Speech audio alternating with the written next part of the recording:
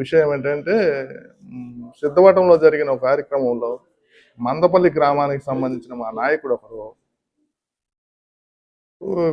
Just జమర్తి Jaganmohan రాజు గారికి వ్యతిరేకంగా మాట్లాడడం జరిగింది.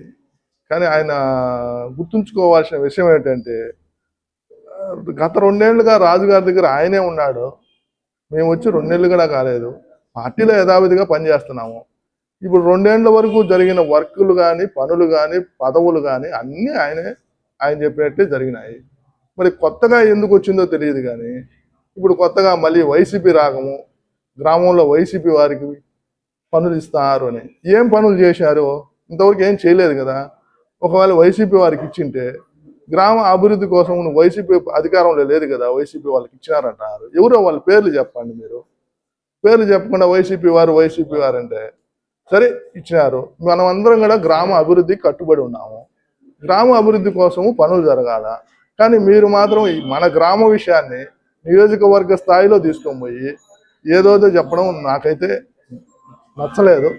తర్వాత కొంచెం భాష కొంచెం బాగుంటే బాగుంటుంది అనుకుంటున్నాను.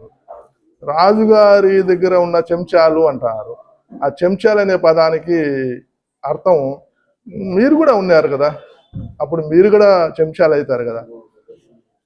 అందుకని భాషను కొంచెం అదుపులో పెట్టుకుంటే మంచిది.